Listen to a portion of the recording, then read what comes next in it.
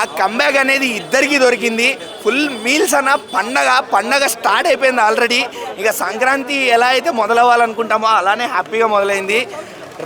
Cinema విషయానికి వస్తే game changer సినిమాకి వస్తే గేమ్ చేంజింగ్ మూవీ అన్న ఇది. మంచి శంకర్ గారి ట్రేడ్ మార్క్ ఉన్న మూవీ. ఏదైతే మీరు శివాజీ టైంలో ఉన్న శంకర్ గారిని చూసారో ఆ మూవీలో ఎలా అయితే మనకి అంత మంచిగా అనిపించిందో అలాంటి ఫుల్ మీల్స్ మంచి mass commercial movie with social message అన్న. ఇది ప్రతి ఒక్కరు చూడాల్సిన సినిమా, ఎస్పెషల్లీ యూత్. బయటికి రండి, సినిమా చూడండి. సినిమా చూసి నెక్స్ట్ టైం ఎలక్షన్స్ పడ్డప్పుడు ఓటు వేయండి. ఓటు వెయ్యలేని ప్రతి ఒక్కడికి దేశం కూడా ఏం చేయకూడదన్న రూల్ నిజంగానే రావాలి. అదే ఒక చిన్న మెసేజ్ ఇందులో. అది నేను చెప్పేసా, పర్లేదు, స్పాయిలర్ కాదు అది. ఇంకా సినిమా యాక్టర్స్ విషయానికి వస్తే రామ్ చరణ్ గారు చాలా ఫ్రెష్గా కనిపిస్తున్నారు. ఇంతవరకు చూసిన సినిమాలోకి ఎత్తు ఈ సినిమాలో రామ్ చరణ్ గారు మనకు కనిపించేది ఒక ఎత్తు. చాలా ఫ్రెష్గా, చాలా ఎనర్జెటిక్గా కనిపిస్తున్నారు. అంటే ఆయన మనసులో కానీ నెత్తిలో కానీ ఏమీ లేకుండా హాయిగా చేశారు సినిమాని, ఒక డైరెక్టర్ స్పెట్లాగా అన్నట్టు అనిపించింది. ఆ తర్వాత ఎస్జే సూర్య గారు, వీళ్ళిద్దరికి ఉన్న ఫేస్ ఆఫ్స్ ఏదైతే ఉన్నాయో అక్కడ తమన్ గారు పెట్టిన ప్రాణం పెట్టారు. ఆయన బీజిఎంతో కానీ ఆయన పాటలతో కానీ. పాటలు దోప్, జరగండి, రామచమచ రెండు అసలు విజువల్ గ్రాండియర్ అన్న. వినడానికి కూడా బాగున్నాయి, చూడడానికి కూడా ఇంకా చాలా బాగున్నాయి. దోప్ అయితే నానా ఐరన్ సాంగ్ కట్ చేశారు. అది ఓకే, ఫైన్, పెట్టకపోవడమే మంచిది అనిపించింది. ఎందుకంటే నాకు ఆ సిచ్యువేషన్ కూడా కనిపించలేదు. ఫైన్, దట్స్ ఓకే, ఇంటికి వెళ్ళి లూప్లో వినుకుంటాం, అయిపోద్ది కార్తిక్ గారు వాయిస్ని. బట్ మిగతా విషయాలన్నీ మాత్రం top notch. Sound mixing, editing, DOP, screen play అన్న హైలైట్. అలానే స్టోరీ రైటింగ్, స్టోరీ రొటీన్ అనొచ్చు, ఏదైనా కానీ స్క్రీన్ ప్లేలో ఉంటుంది అన్న. ఎంత స్టోరీ రొటీన్ ఉన్నా స్క్రీన్ ప్లేలో ఉంటుంది.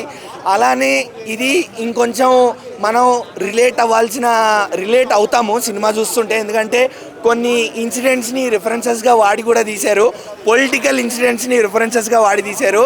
ఎస్పెషల్లీ ఏపీ పాలిటిక్స్ని కానీ ఏం తప్పు పట్టట్లే, రిఫరెన్స్ వాడుకున్నారు. మాకు అలా అనిపించిందో చూసే వాళ్ళకి అనిపిస్తుంది అంతే. సీజ్ ద షిప్ మళ్ళా మారు మోగిపోద్ది, సీజ్ ద లారీ అంటారు అంతే. ఇందులో ఆ రిఫరెన్సెస్ అయితే ఉన్నాయన్న. ఈవీఎం మిషన్లు బద్దలు కొట్టడం, ఎలక్షన్ ఆఫీసర్ మీద చేసుకోవడం జరిగాయి, అవన్నీ చూపించారు. అవన్నీ రెఫరెన్సెస్గా వాడుకున్నారు.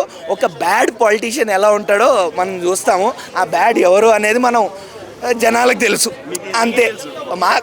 ఇక కెమెరాల ముందు ఏం చెప్తాంలే, చూసాంగా ఆల్రెడీ. తప్పుకున్నారుగా, వచ్చారుగా. ఇప్పుడు అన్న సైకిళ్ళ మీద వస్తారన్న, సైకిళ్ళ మీద కూడా సినిమాలో. ఏమో అది మరి తెలియదు మరి. కూటమి అయితే లేకుండే, కూటమి ఒక్కటి మిస్ అయింది. కానీ వేరే డిపార్ట్మెంట్స్ అందరూ ఒకటైపోతారు, అదే కూటమేమో మరి. ఎస్జే సూర్య గారి క్యారెక్టరైజేషన్ మాత్రం అంటే ఒక పొగరు పట్టిన పాలిటీషియన్ అన్న. ఎక్కడా తగ్గదు, ఏ ఆఫీసర్కి తగ్గడు. నా ముందు ఎవరు నిల్చున్నా నేను తగ్గను అనేంత ఒక పాలిటీషియన్ని మీరు ఢీ కొట్టేటప్పుడు ఎలా ఉంటుందో అంత న్యాచురల్గా ఉందన్న. ఫేస్ ఆఫ్స్ కూడా ఎక్కడ సినిమాటిక్ లిబర్టీని యూజ్ చేసుకున్నట్టు కూడా అనిపించవు. అరే సరే ఫైన్, ఒక మొండి ఎలక్షన్ ఆఫీసర్కి ఒక మొండి పాలిటీషియన్కి జరిగితే ఇలానే ఉంటుందేమో. ఫర్ ఎగ్జాంపుల్ ఎప్పుడో జరిగింది ఇది కూడా. నితీష్ రెడ్డి వాళ్ళ నాన్న లాలూ ప్రసాద్ యాదవ్ ఉన్నప్పుడు ఎలక్షన్ ఆఫీసర్గా అపాయింట్ అయినప్పుడు వాళ్ళిద్దరికి మధ్య కూడా బాగా కొట్లాటలు జరిగాయి. సో అట్లా రియల్ లైఫ్ ఇన్సిడెంట్స్ చాలానే జరిగాయి. ఉన్నాడు అట్లా. ఇలాంటి రియల్ లైఫ్లో ఉన్న ఎలక్షన్ ఆఫీసర్ కూడా ఉన్నాడు ఇట్లా. అదే చెప్తున్నా. ఇప్పుడు ఆ బీహార్ ఎలక్షన్స్ ఏదైతే ఉండేనో ఆయన తెలుగు, ఆయన కూడా ఆ బీహార్ ఎలక్షన్స్లో నిలబడ్డ ఎలక్షన్ ఆఫీసర్ కూడా తెలుగు ఆయన, అందుకే నాకు గుర్తుంది. బట్ అవన్నీ రియల్ లైఫ్ ఇన్సిడెంట్స్ అన్ని పక్కన పెట్టేస్తే మూవీ మాత్రం మంచి కమర్షియల్ ఫీస్ట్. అందరూ వెళ్ళి హ్యాపీగా ఎంజాయ్ చేయండి. పాటల్ని కానీ డైలాగ్స్ని కానీ ఎలివేషన్స్ కూడా ఎక్కడా తగ్గలేదు.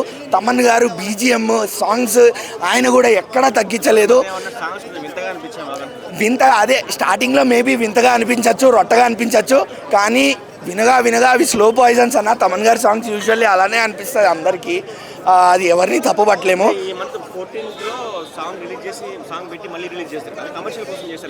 అది మేబీ కమర్షియల్ కోసం అని, అంతే.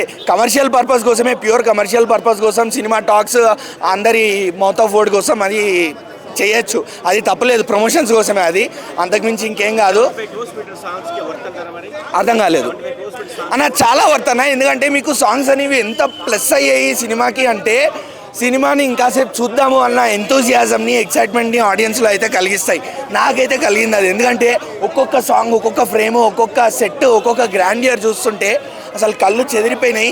ఆ స్క్రీన్ ప్లే, ఆ కొరియోగ్రఫీ, ప్రభుదేవ గారి కొరియోగ్రఫీ, వాళ్ళిద్దరి మధ్య ఉన్న కెమిస్ట్రీ, కియారా అద్వానీ గారి స్క్రీన్ ప్రెజెన్స్ కూడా, అట్లనే అంజలి గారికి యాక్టింగ్, శ్రీకాంత్ గారి యాక్టింగ్, రాజీవ్ కనకాల గారి యాక్టింగ్. రాజీవ్ కనకాల గారి గురించి కూడా చెప్పక్కర్లేదు, ఆయనకి మళ్ళీ పాపం సేమ్ క్యారెక్టరే దొరికింది.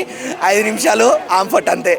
బట్ ఓవరాల్గా మూవీ మాత్రం సంక్రాంతి బ్లాక్ బస్టర్. ఎస్పెషల్ అల్టిమేట్గా ఉంది. ఫస్ట్ హాఫ్ అయితే అరాచకం అన్న. ఇది ఏంటంటే మెయిన్ ఒక ఎంటర్టైన్మెంట్, ఐటమ్ సాంగులు, ఎలివేషన్లు ఈ కాదన్న, సోషల్ మెసేజ్ ఉన్న సినిమా అనమాట. ఈ సినిమా అయితే రామ్ చరణ్ అన్న ఎరగదీశాడు.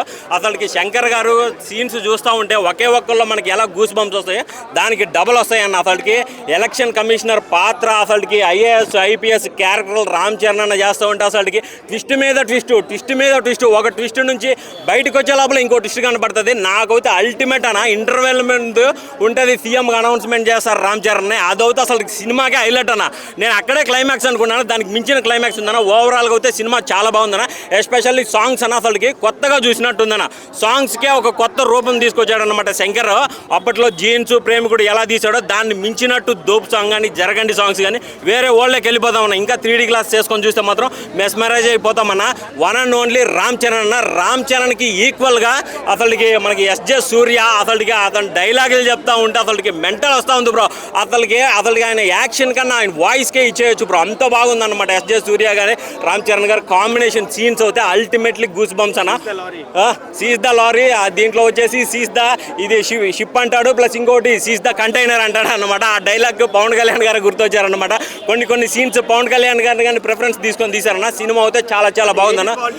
ఫుల్ ఏపీ పాలిటిక్స్ ఉందన్న. ఒక ఎలక్షన్ కమిషనర్గా, ఒక ఐఏఎస్ ఐపీఎస్ ఏం చేయొచ్చు, సీఎంకి లేని పవర్లు కానీ ఐఏఎస్ ఐపీఎస్లకు ఉంటాయి.